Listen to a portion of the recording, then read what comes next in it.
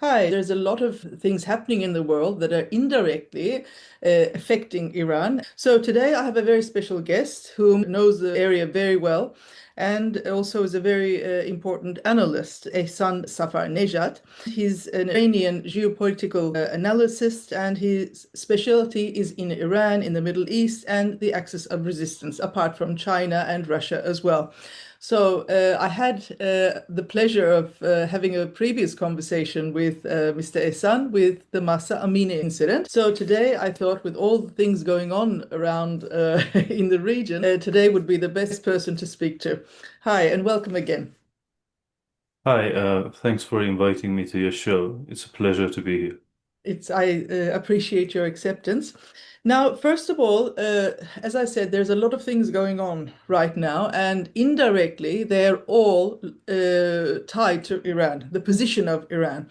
But I can see that America has right now changed a little bit of a tactic, or so, if we can describe it like that. And they're not specifically attacking countries and going into invading countries and then taking over like they did in Iraq. Now they're trying to destabilize countries and along with all their neighbors or along with all the countries that they work with. And we can see that right now with Venezuela as well. So when we study the region, I can see very clearly that America and Israel, of course, uh, is trying to attack Iran through Venezuela, through Somaliland, through Yemen, through Syria, and of course also pushing Turkey as well to have more severe and strained ties with Iran because they want to basically isolate you. So right now, of course, one of the major topics is the protests in Iran. But I think all the protests are a result of all the outside factors that are going on about your country. So I want to leave the protests to last because I think they're a result of what is happening, if it's suitable for you.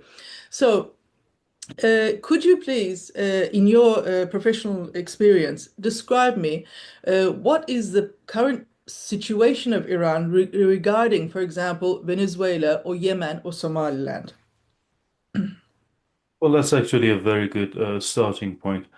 I already have talked about this topic on different shows, so I'm gonna try to avoid repeating the things that I've said on different shows. But generally, my assessment, at least, is that United States, due to the fact that its hegemony is declining, right? The current foreign minister of United States, they call it Secretary of State in US, uh, has a video, and it was a few years ago, in which he talked about the danger of devaluation of dollar and dollar losing its status as the world's reserve currency. So this is the thing that he was concerned about. Similar remarks were made by Donald Trump. J.D. Vance is a very economic oriented person, and he has mentioned similar things. So there is that understanding within the current administration of US that something needs to be done, otherwise United States will lose its hegemony. And one of the key factors and tools by which United States imposes its will on different countries, and one of the coercive measures that United States uses, is sanctions. Mhm. Well, obviously the rise of China as an economic powerhouse, and now you know the evolvement of China's manufacturing and other things has resulted in China becoming a really big problem. If you listen to people like Professor Mearsheimer, he talks about how China is a peer competitor, and that's that term, peer competitor, is something that you see a lot being used within the intellectual apparatus in United States, talking about the enemy that United States needs to confront. In that sense, uh, if we look at the things that United States does from that perspective, I think that it would actually be very telling as to why United States is doing what it does.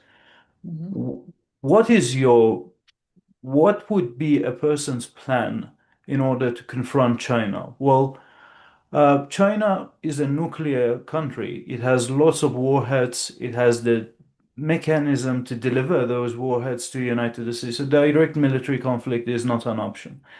A proxy warfare wouldn't do better against China either because they have a strong economy and they can outperform, these small country satellite states around them. So that's not an option either.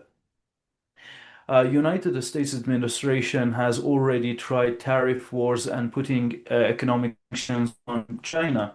That didn't fare well because China was able to put its own sanctions on United States through exerting pressure on the rare earth mineral market. So in that sense, there's very little that United States can do in order to directly confront China, whether economically speaking or politically speaking or militarily speaking.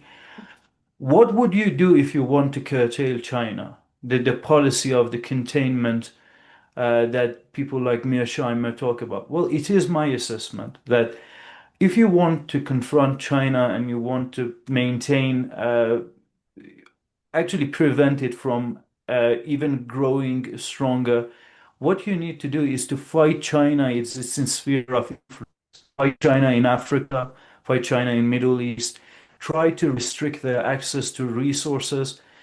China is a rich country, but not in a sense that they would have energy resources. So in that sense, if you look at the current developments in the world and the actions that the United States takes, it makes eminently good sense that United States go about overthrowing the governments in Venezuela and Iran because Venezuela has the largest oil reserves in the world. Mhm. Iran also is one of the top five largest oil reserves holders in the world. So the way that you should go about confronting China is by one, restricting their access to natural resources of other countries that they need.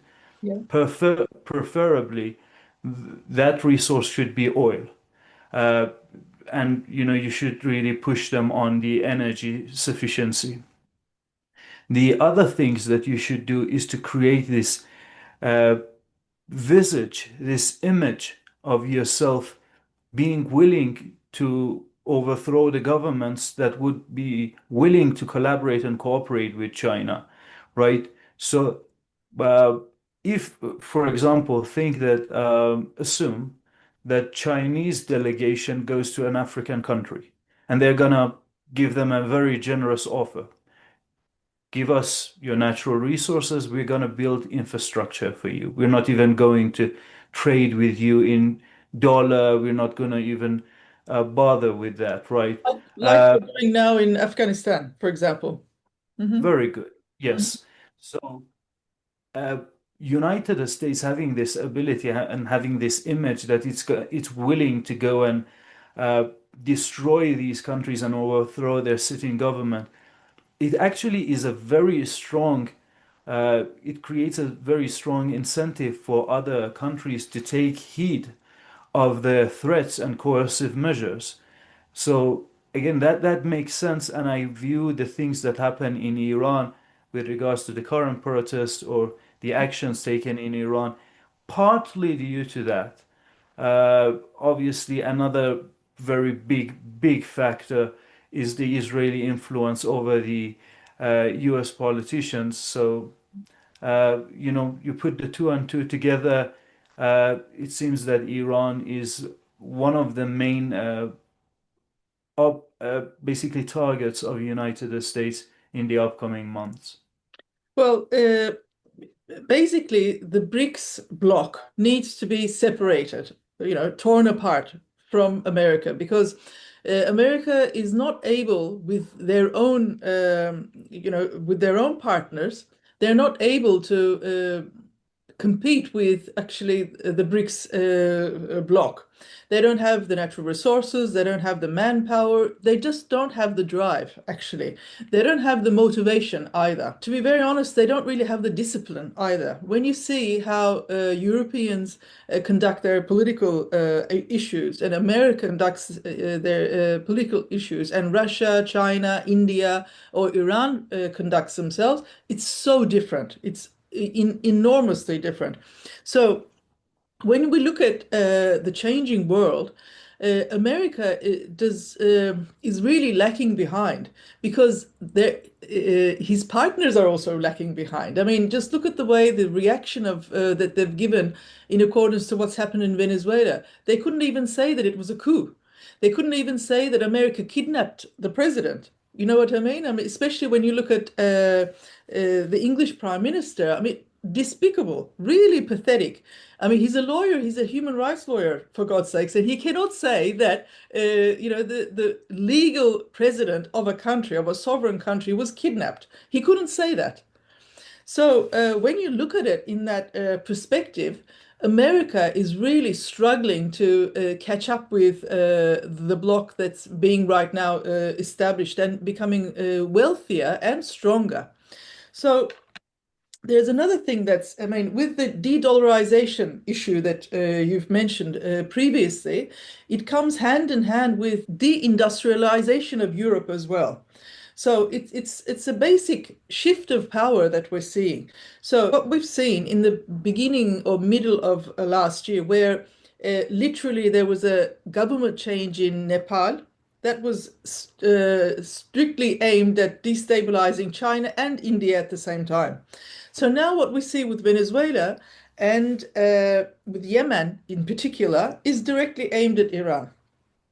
So this is why it's so important because what we've seen in what the West calls the 12-day war, for me, it was a 12-day self-defense, and Iran came out with spectacular success out of that. I mean, Israel didn't expect such a success. The West didn't expect such a success. Everyone was just shocked at the performance of Iran. So they cannot really estimate the capacity as well at the same time. What's happening in Venezuela, and particularly in Yemen, because on this weekend, also the United Arab Emirates, the side that the militia that they're supporting has now declared themselves as an independent state, so-called. So how will this affect Iran in the region? Will it really cause destabilization as America is planning?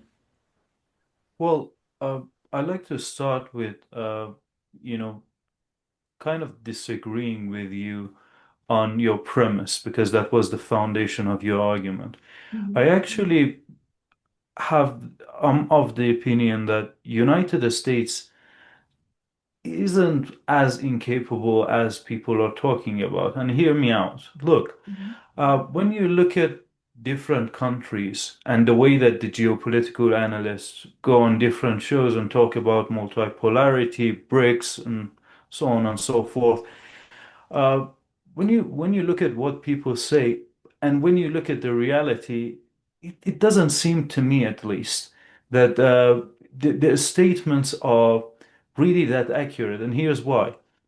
Look, in the aftermath of the collapse of the Syrian government, one day I was thinking, and uh, when I think I have this tendency of going back and forth with myself, playing the opposition, very usual things that everyone does.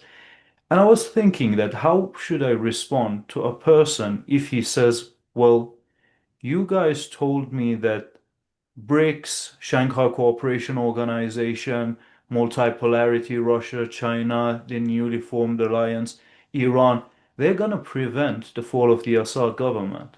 And you would hear a lot from different people, these geopolitical analysts, that, oh, Russia is not going to allow Syria to fall because they have the port of Tartus there. And then, lo and behold, President Putin welcomed Abu Muhammad al-Jilani, the head of Al-Qaeda, to Kremlin sooner than Trump allowed him to visit the Oval Office. So people are seeing these things, right? And now they are seeing the things that are happening in Venezuela, and they see that the Russian air defense systems in Caracas not performing. People are watching these things, so it becomes a harder sell, a much more difficult sale to make to people that you should subscribe to this idea of multipolarity. And that is partly due to the inaction of China and Russia. Simply put, Russia and China are not behaving like the superpowers that people are making them out to be.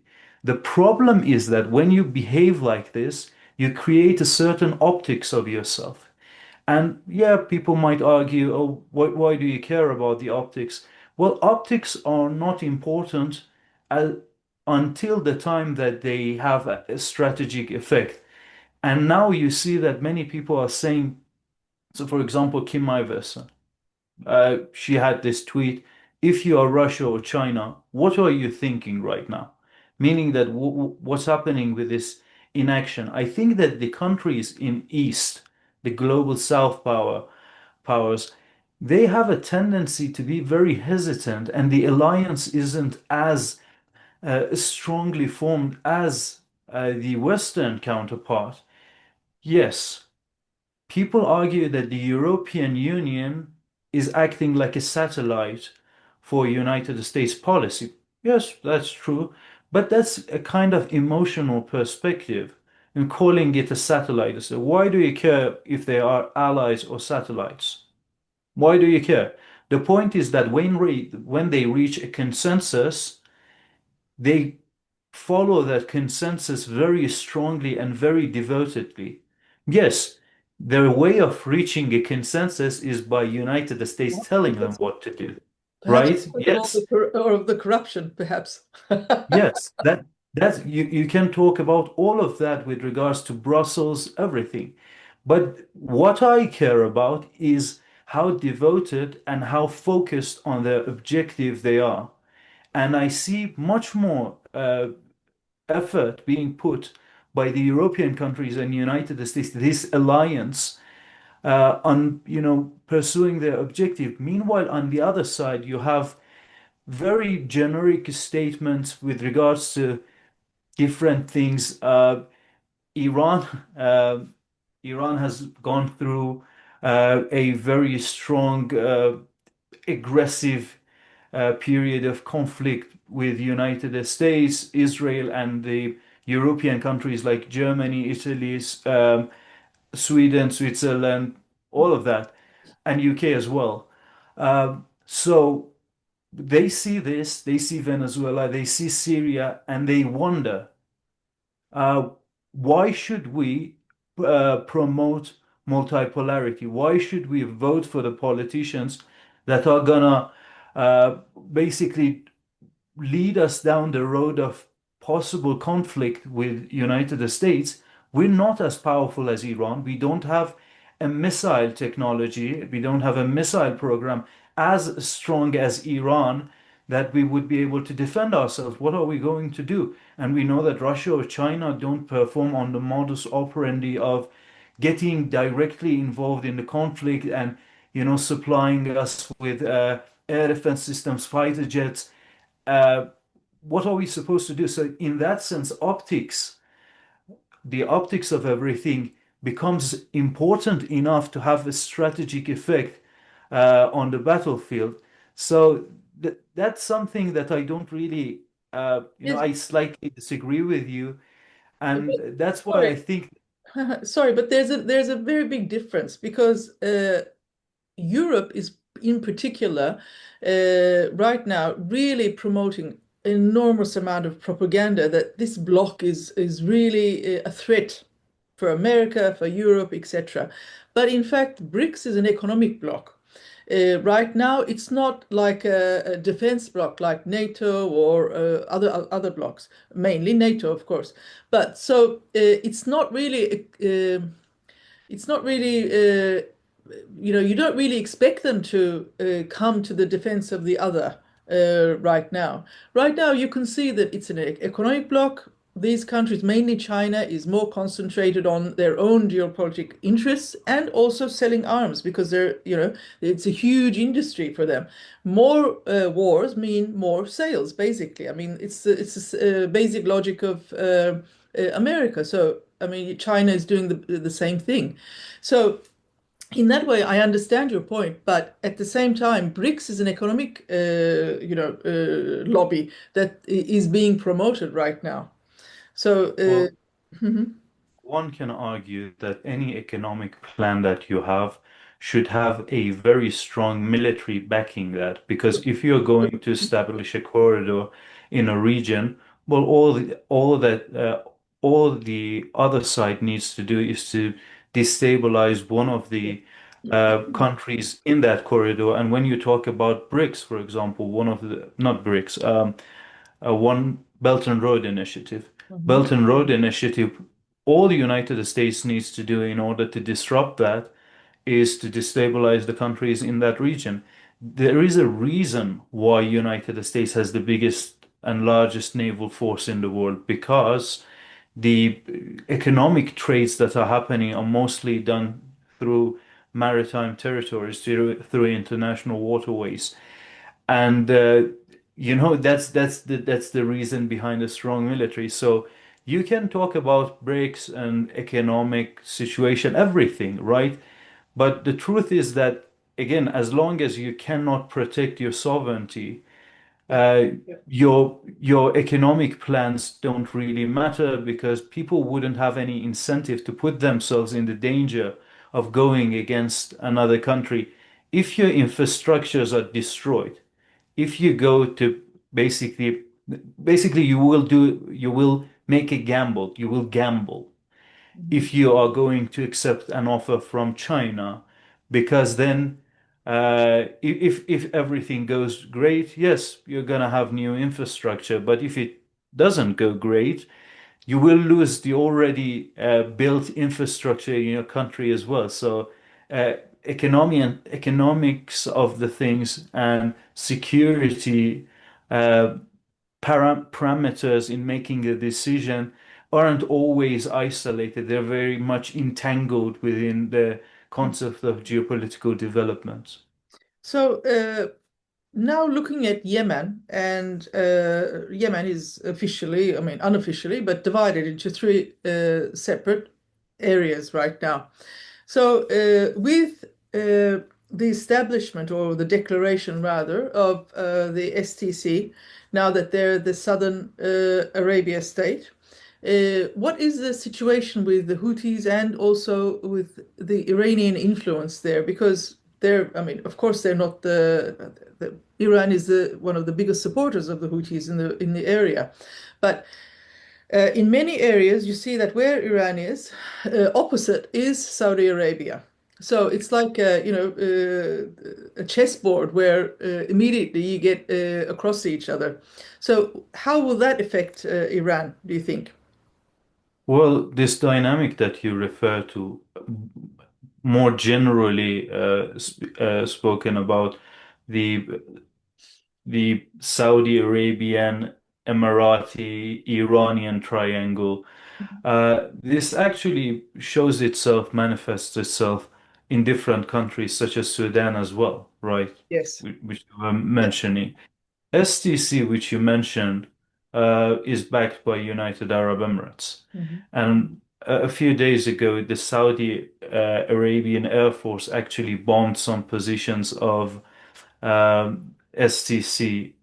So the dynamic is rather difficult. Yes, the two countries, United Arab Emirates and Saudi Arabia, are going against Iran and Ansar Allah in Yemen, but they already have their own grievances and problems as well. And the same thing is true with regards to Sudan. United Arab Emirates is supporting RSF, while Saudi Arabia is supporting the military The government, government of Sudan. Yes, the official army, huh? yes, the official army. So yes, this dynamic exists, but it was always the case with Yemen. Nothing has really emerged from the strategic standpoint of what's going on the battlefield or the pieces of the chess pieces on the chessboard, so to speak. Uh, but yes, they were talking about that for the longest time. Now they have gone through with it and they have mentioned that. What is more alarming is the fact that United Arab Emirates is actually building an air base in one of the islands that is very close to Yemen's mainland, and they're gonna use that in order to surveil the uh, the basically movements of Yemeni Ansarullah movement, and obviously on the basis of the information that they're gonna acquire. Apologies. On the basis of the information that they are going to acquire, you will see decapitation strikes being carried out by Israel because the dynamic is United Arab Emirates, Saudi Arabia, and Israel being against Yemen. But Yemen has already survived that. They have a very strong military and a very strong train that protects them from ground invasion. In that sense, there is nothing new there. But one thing that is new is the control, or basically solidification of the control over Hadramaut province in Yemen, which is an oil-rich province for Yemen. That is problematic, but uh, still, there are ways in which both Yemen and Iran can ameliorate the situation. And yeah, the jury is still out there for Yemen. Uh, with Israel recognizing Somaliland, I mean, it's quite obvious that they're going to immediately establish air bases there and naval bases there. How much of a threat is Israel locating itself in Somaliland a threat to Iran? Well, what Israel is doing is basically based on the periphery doctrine that they had, a long time ago, and it already has through multiple revisions by different uh, administrations in Israel. It was always the case that Israel was trying to, I mean, at its inception, allow me to rephrase, at its inception, Israel's periphery doctrine was let's use the non-Arab states, such as Iran, Turkey, Azerbaijan, different states, in order to confront the Arabs, right? And that's partly why you see, the things that are happening with regards to the Kurdish groups in Iraq, Turkey, Iran being this way because Kurds always played a very important role in that periphery doctrine. Now Israel is expanding its periphery doctrine and making new alliances. Obviously, we saw what happened in Red Sea with regards to the blockade that Yemen's Ansarullah imposed on Israel, and it was a very effective blockade. What would you do in order to stop them? Well, uh, Somaliland has a very strategic position near the Red Sea, and that will actually enable them to basically do a couple of things. As you mentioned, build a naval base there, which will make it easier for them to confront or put pressure on the Ansar Allah movement. You might remember and kind of the Heliburn operation that Ansarullah carried out on different ships, and they seized control of them. Uh, so that is one thing that they can do. The other thing that they can do is through expanding their surveillance program. Uh, Initially, Israel had a very, very hard time confronting Ansarullah, and that was because of this lack of information and knowledge on the structure on the basis of which Ansar Allah uh, conducts its operations. And later on, you saw, I think it wasn't more than 6 months ago, that Israel carried out an attack, and this time they assassinated the Yemeni prime minister and the head of the Yemen's armed forces. So they had success, but what enabled them to gain that success was actually, gathering more and more information. So uh, the the best thing that they can obtain from recognizing Somaliland is through, carrying out more surveillance flights and basically watching more closely uh, how Yemen's Ansar Allah performs, and possibly carry out a more extensive not capitulation, decapitation strike against Ansar Allah, the like of which you saw in Iran.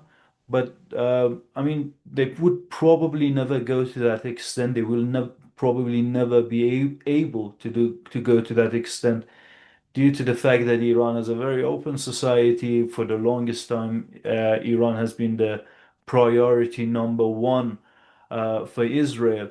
So they're not going to be able to do what they did in Iran uh, to Yemen, but uh, basically they're trying to replicate this strategy of ring of fire that previously the axis of resistance had imposed on Israel. But this is basically the counter attack and the reverse of that policy, this time being imposed on the axis of resistance in general.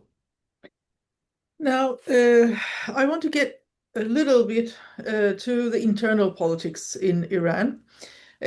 How much of the protests are what we've seen on the TV, or what actually the media wants us to see on the TV? How much is it really organic? Real Iranian people are protesting, or is it really pre-organized, like it was like in the Masa Amini situation? Where the foreign NGOs are really at it, feeding it to get bigger and bigger, so that they literally destabilize the country from within. You're actually the perfect person to talk to with regards to this, because we previously had that interview and that discussion following the aftermath of Mahsa Amini's unfortunate passing. So one of the things that you see is the replication and regurgitation of the old propaganda that you heard before. People who were following that episode in Iran remember how the Western outlets, first of all, they started by spreading the rumor that Ayatollah Khamenei is terminally ill. Yeah. There was this article published on New York Times, and then later on, you heard this rumor that, oh, the Iranian officials are fleeing to Moscow, Yeah. or they're going to Venezuela. Well, it was a couple of days ago that similar propaganda started showing itself again. So now they're saying, oh, Ayatollah Khamenei is fleeing to Moscow, right? So what I want to start with is that uh, anyone who pays attention to what happens in Iran for a longer period of time see that they keep repeating themselves. So what you see in Western media, you don't even have to listen to me.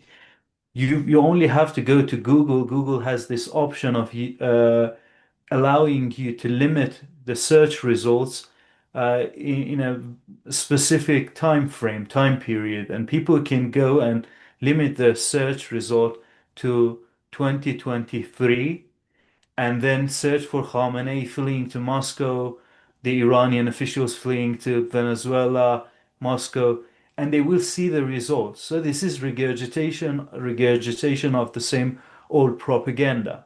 So initially, what that does is it discredits the Western outlets, which is a very strong and important foundation to have. and it's actually very important so that people, when they are seeing the videos and the contents that are coming out of those outlets, they take it with a pinch of salt. Even if you don't do that and just follow Reza Pahlavi, you know that it's it's the story all over again. I mean, he's seriously expecting America to do a coup and then to have him, come to Iran as if all the Iranian people are waiting for him to come back. I mean, you just follow him and you know the story is just, a setup. And talking about the propaganda that is being disseminated against Iran, well, obviously, a propaganda has a sort of employee and an employer. So the person who has employed these people to lie is the usual suspect. You know, it's the United States and Israel.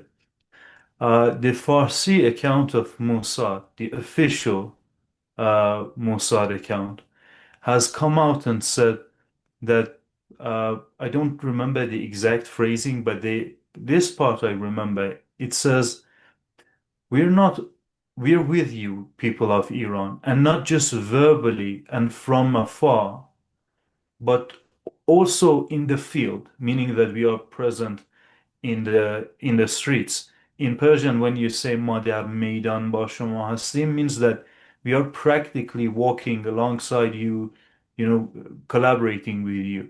Meydan, So you, Meydan is also in Turkish. We're in the streets. yes, Yeah. Mhm. very good. Yeah.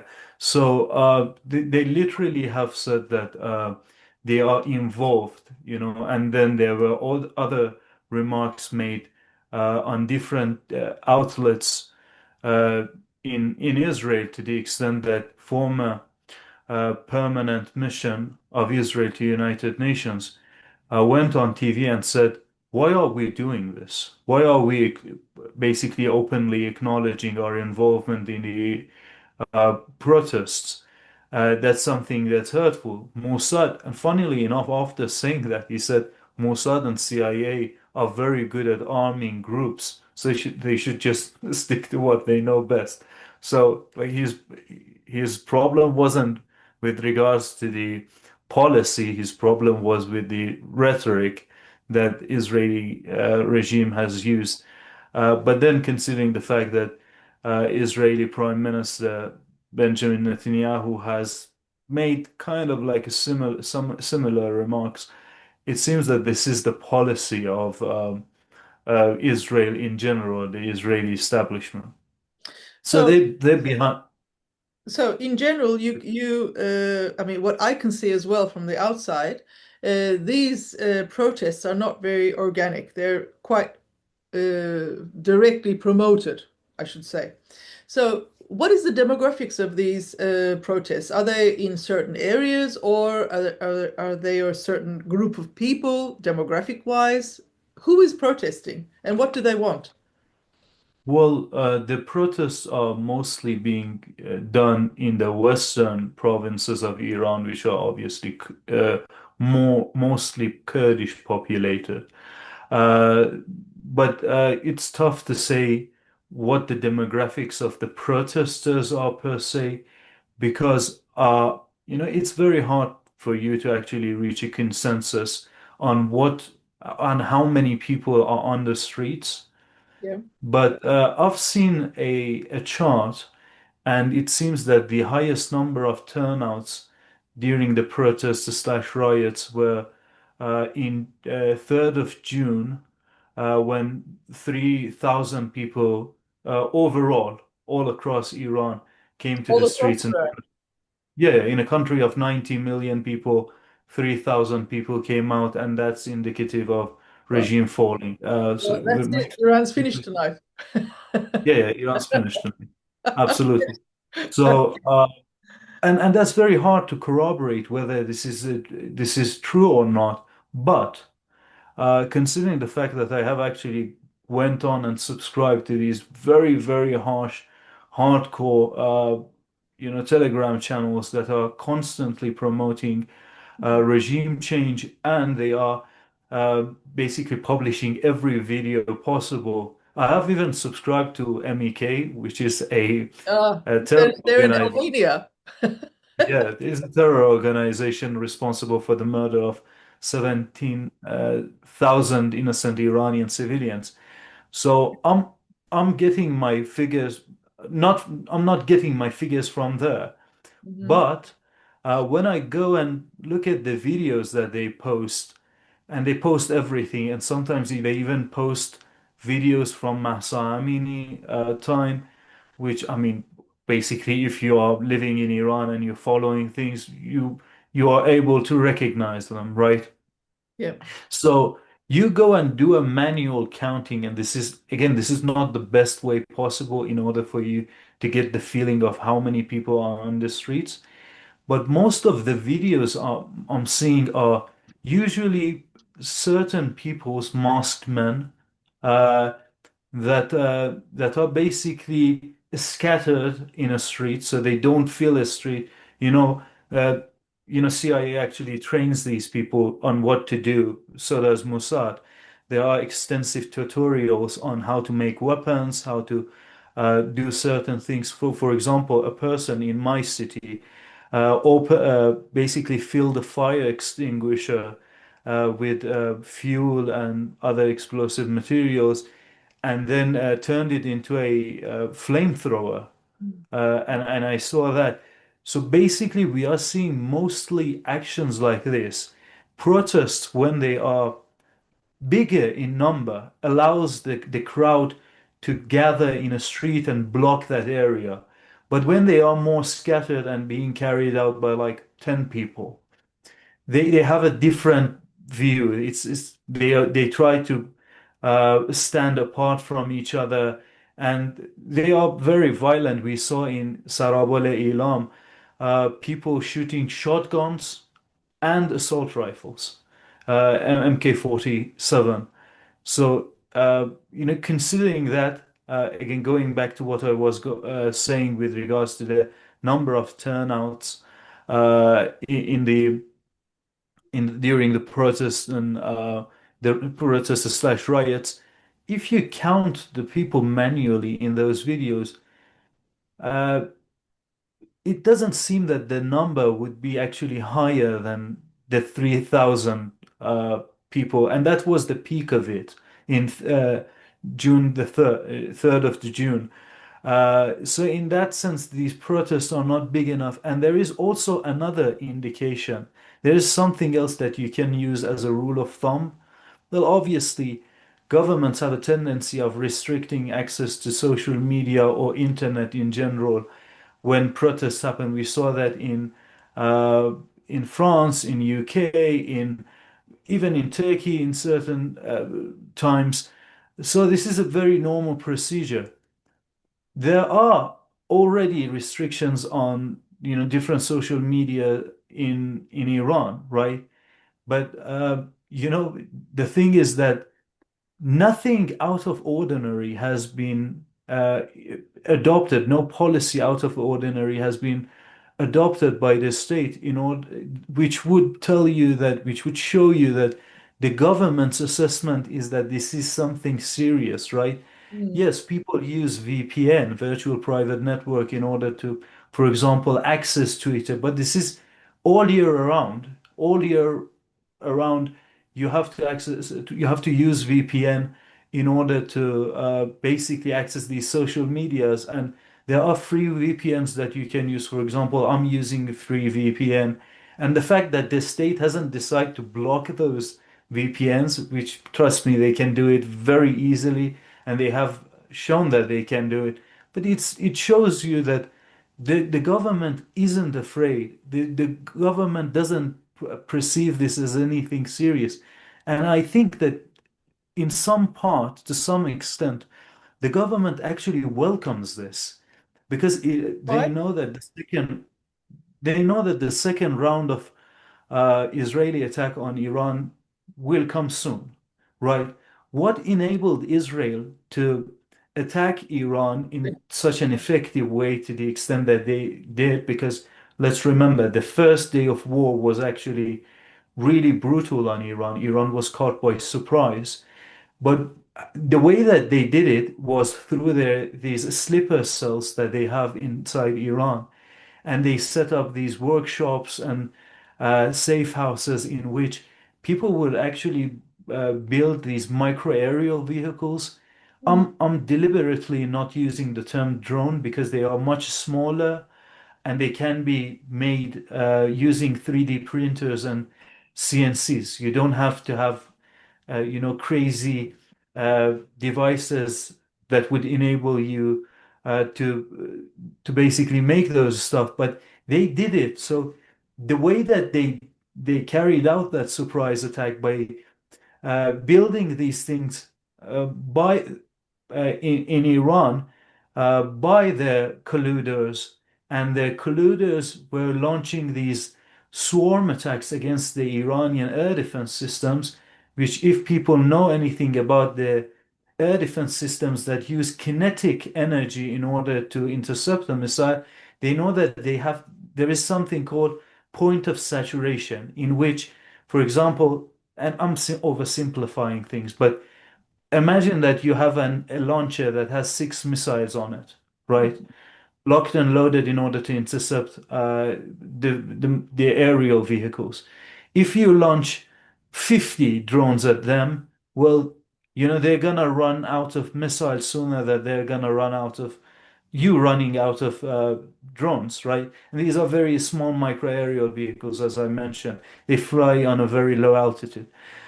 So that's what they did. The Iranian government needs to prevent that from happening again. So in order for you to do that, you need to neutralize the Israeli operatives inside Iran. So in that sense, why wouldn't the state actually want the riots to go on so that they would be able to gather more and more information about the Very good. terror cells, the networks, and the dynamics between them, and arrest the different people who are actually coordinating the attacks and the riots in different parts of Iran. So they're literally allowing the people, the sleeper cells, to become active so that they can, get out of the undercover situation. I mean, at least that's my assessment, Very because logical. I mean, it's a I think, very nonchalant behavior that the Iranian government has with regards to the protests. It's almost as if no one really cares even. but this is so important. This information is so, so important because here it's not in Turkey also, but in not so much in Turkey. To be very honest with you, the protests in Iran is not making a lot of headlines, mainly because we also in Turkey use the same methods. Also seen the protests in Syria against the Turkish army, for example. We let the protests happen. We see who's the head, and then we go about with, attacking the heads. So that's very. It's a method commonly used in this area. So, but in the West, the protests are like really being blown out of proportion. But one thing that you said is very interesting for me is you said the protests were mainly concentrated around Western Iran. So would it be possible to say that the same group of people that were promoted to go out in the streets for Masa Amini are now also promoted to go in the streets today? Yeah, again, it's very pleasant to talk to you about this because we had that conversation. And the thing is that there are some things that I can't really understand as to how they function. And one of them is Mahsa Amini protest was with regards to dress code. Yeah. This is an these rounds of protests are based on economic situation, the worsening of the economic situation. So, I mean, at least my assumption would be that these protests would be more serious. I don't know, but some people think that if you're a man, you're not allowed to, have an opinion on this, on the dress code, whether it's the dress code is more important or the economic situation. I'm not trying to make a direct comparison, but again, I think the The ability economy, of the people, economy is in a very huge, large scale. It it's affects more everyone. inclusive. It's more inclusive, yes. Yeah. It affects more people. So in that sense, I think that, at least based on my assumption, it would be that these rounds of protests were more serious, would be more serious. But it hasn't been the case. And in fact, what happened during the Mahsa This is so Amini was important. Really, it's so important. what happened during the Mahsa Amini protest was it started with genuine grievances, Mm. right? Like some people had some issues with regards to different things, but then it became violent, and then you had these very small protests. I don't even know how to talk about them because you don't see a massive rally or something like this. Not even a sizable enough rally Is there a on the leader? street. Is there a leader for these protests? I mean, Reza Pahlavi is trying to From lead America, he's leading. yeah, from United States. Wow.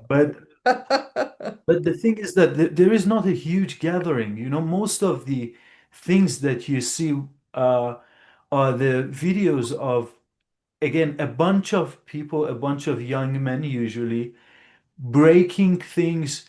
And for example, you see 20 people in a video. And the way that they stand is that they stand apart from one another, trying to occupy as much space as they can.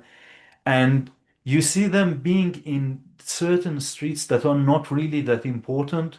Hmm. So one thing that happened, for example, in Mahsa Amini, there was this video, this photo that came out, and this was a video of a square. When you look at the video, they were actually blocking the street. And there were like around 100 people standing in that street. But the way that the picture was taken would uh, would basically give you the impression that this is a very massive gathering, right? But then it was after that we saw the aerial footage that it turned out that, oh no, this is work of camera, the magic of camera. But this time around, I don't even see those kind of images. It's mostly these people, again, being violent, and there aren't many protests occurring. So yesterday, 5th of June, the the protest. If the police is not giving a reaction, perhaps they're frustrated. The violence is caused because of their frustration. Yeah. Why do you keep? It's like a needy girlfriend. Why don't you pay attention to I me? guess. Yeah. But the thing is that yesterday on 5th of June, I think there were only 5 provinces in Iran that had protests slash riots in them. Iran has 31 provinces. Only five out of the 31 had protests slash riots in them. And it doesn't seem to be a discourse uh, that is commonly brought up in the conversation of the Iranians. Uh, I was talking to a group of Iranians in diaspora um, on the day before yesterday, and they said something interesting, which I think is very prevalent to this current circumstance, and it was that after after they traveled to Iran, uh, following the end of the war between Iran and Israel, they saw a shift and a change in the mentality and perspective of average Iranians. And their opinion is kind of more important than mine because I constantly live with people, so it's harder for me to notice how people change, but they have this opportunity, Yeah. this unique perspective that they live in their own country, they visit Iran. So, for example, once a year, twice, uh, once in 2 years or something like that. So, in that sense, they're much more, uh, equipped. to actually have an opinion in that shift. And I think that when they saw how certain people colluding with the enemy in order to destroy the Iranian air defense systems while the missiles were raining down on them, it was actually a sobering experience for them to the extent that they now understand that the Iranian stance, the Iranian government's stance that there are sleeper cells in these protests that seek to, create a chasm between the Iranian people and the Iranian government. It's a legitimate thing if people are willing to go against their country while the enemy is launching air-launched ballistic missiles on you, then why would it be shocking to know that, there are people in the streets who actually, kill people in order to create more chaos? And I think that I talked to you about this video that I had during the Mahsa Amini protest. I saw a guy having a hoodie on, and he had his hand in his hoodie. He walked into the crowd. He he put a gun, a very small handgun, out of his pocket, and he shot a person and kept walking very nonchalantly. So these videos, that experience, the experience in 12-day imposed war by Israel on Iranians, these were very sobering experiences. And I think that that's a part of why we don't see the Iranian people being really keen on allowing these rioters doing what they do. In the first day, when the protests started in the Tehran bazaar, and it was very interesting.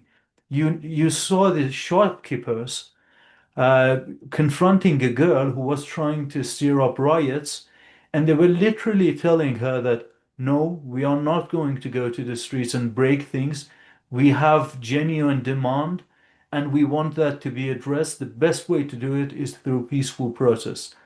And that was something that I was seeing for the first time in my life, at least on camera. I don't know if that had happened before, but this was the first time that I saw it on camera, that yeah, people are genuinely cognizant of the existence of these Mossad colluders uh, amongst themselves, and they know that they should uh, prevent them from escalating the tension because they already have that experience. So then it's safe to say that the attack of Israel on Iran was like a wake up call for the Iranian society, and in a sense, it has made the society more patriotic, more nationalistic. Yeah, absolutely, absolutely. Uh, strange things are happening. So, for example, the popularity of Ayatollah Khamenei surged a lot due to the fact that he commanded the operations against Israel himself. That really increased his popularity a lot. You would hear from people who were extremely against Ayatollah Khamenei, extremely against him, now being worried about him. And for example, one of them was telling me that I'm really concerned about his life, and I was kind of shocked and taken aback. Uh, why is this person who is extremely against this figure, so concerned about his life? But the calculus was that, okay, this is our government official. This is the person who is protecting the country. If he dies or gets assassinated, then the sovereignty of Iran will be put in danger. So that was the rationale and the logic behind it. Obviously, because there are certain people who are listening to these things, and they are bad faith actors, and they want to use straw man argument. I'm not saying that everyone is now on board with Ayatollah Khamenei's policies. The term that I use, I try to speak in Right? You don't relative. have to be though. You don't have to be though, but you have to be at the side of the country. That's the Yeah, point. the thing is that uh, I'm trying to speak in relative terms. Mhm. His popularity increased. I'm not saying it is like it's overwhelming or something like that, but it has increased. It's an undeniable fact that it has increased, and he's more popular than before. And it was due to the fact that Israel carried out attacks on Iran. There was a period of time when Ayatollah Khamenei wasn't making public appearances. The moment that he showed his face after the war, during the war, he would just issue these video essays or speeches. But after the war, when he actually made his public appearance in one of the religious sites in Iran, that moment became one of the most iconic, if not the most iconic moment of 2025 for every Iranian all over the world. You would hear people and you would see them crying. Again, people who didn't like Ayatollah Khamenei. It's very important for me to stress this. And this was the policy, it was due to the policy of Israel and attacking Iran. I have already mentioned this fact on other interviews that I have had, but I think that it doesn't hurt if I mention it again. There's this video of Benjamin Netanyahu advocating for war against Iraq in United States congressional hearing. And he says, oh, the situation between Iraq and Iran is different. You should invade Iraq, but you shouldn't invade Iran because Iran has something that Iraq doesn't have. Iran has all these satellite dishes on the roof of every home that you can then just broadcast to the Iranian youth the videos and the images from young people in Beverly Hills, and then you can show them that they are robbed of a good life by the mullah regime and everything, and that will turn the people against them, right? And I think that was a very smart strategic policy that Netanyahu adopted. The problem was that they tried to take advantage of that policy, basically sort of pick the fruit before the fruit itself was ripened. So it wasn't time to start harvesting what they have sowed in the ground, but they get, I guess, overly enthusiastic about, you know, attacking Iran, and they were misled by the figure whose name you mentioned, Reza Pahlavi. And in that sense, yes, it is true that Reza Pahlavi hasn't been able to uh, basically overthrow the Iranian government, but it has been able to basically deceive the Israeli regime to do something prematurely. So that's good for Iran. Yeah. Maybe he is an agent of the Iranian intelligence. Who knows? I don't know. Well, Ehsan, it's been lovely talking to you, and on my part, it's been fantastic to see what's really behind the protests. I think really, as neighboring countries, we have to help each other in expressing the truth about our countries more. Strength comes from working together. I thank you very much for your time and fantastic information, and hope to see you in another program. Thank you very much. Thank you. Thank you for inviting me to your show. It was a pleasure being here. Thank you. Take care.